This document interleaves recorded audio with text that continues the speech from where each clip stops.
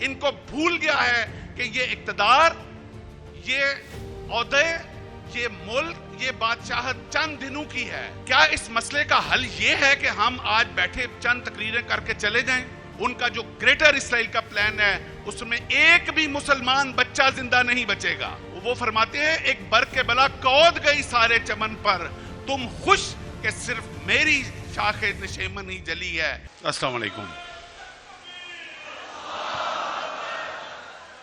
मैं बड़ा अपने आप को खुशनसीब समझ रहा हूं कि इस वक्त आज इस लम्हे में उस धरती पे खड़ा हूं जहां एक वक्त में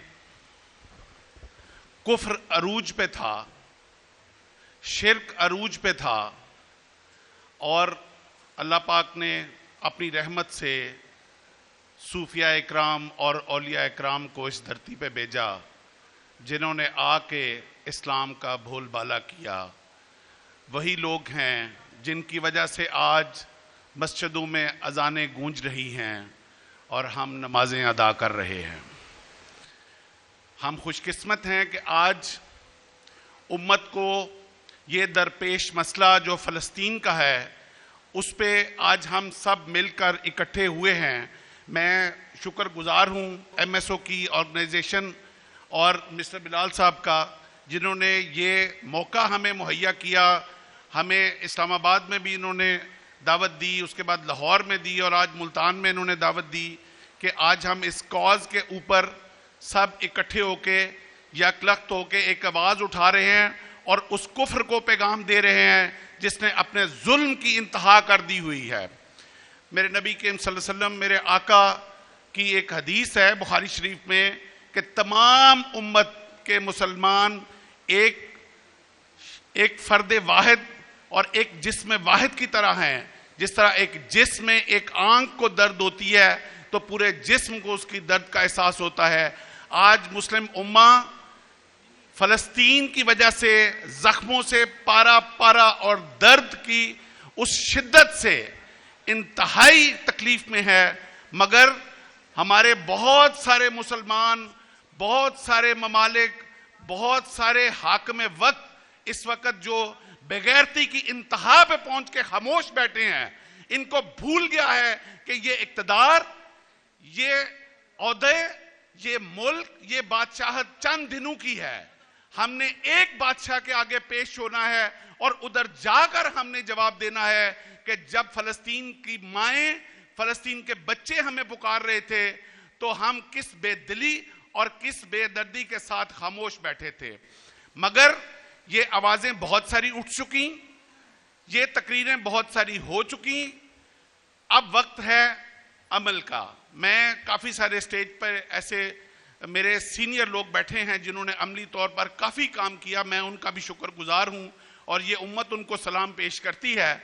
लेकिन क्या इस मसले का हल ये है कि हम आज बैठे चंद तकरीरें करके चले जाएं? नहीं मोहतरम, मेरे नौजवान आज बैठे हैं, आप लोग फ्यूचर हैं इस उम्मत का और इस कौम का और इस अल्लाह के दिए हुए मौजज़े के मुल्क का। हमारा हल क्या है और आज ये हालत हमारी हुई क्यों? हमारी हालत इसलिए हुई कि हमें अलग-अलग कर दिया गया।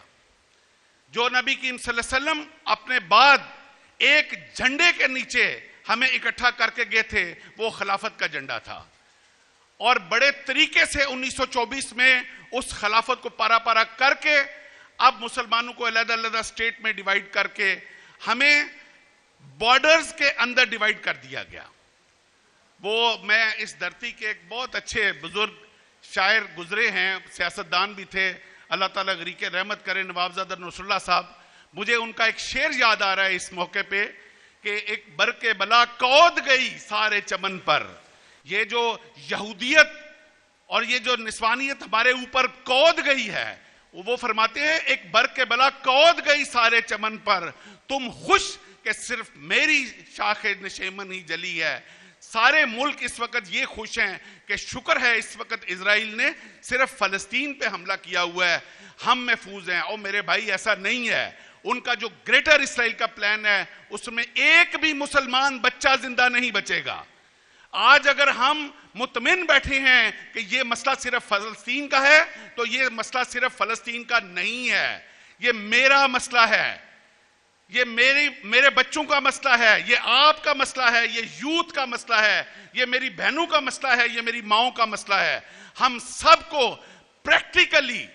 प्रैक्टिकली जहां से हम जुदा हुए थे 1924 में, जिस साजिश के तहत हमें जुदा किया गया था, अभी वापस उस परचम के नीचे जब तक हम नहीं आएंगे तब तक इस मसले का सही हल की तरफ नहीं जाएंगे, और वो परचम सिर्फ और सिर्फ खिलाफत का परचम है।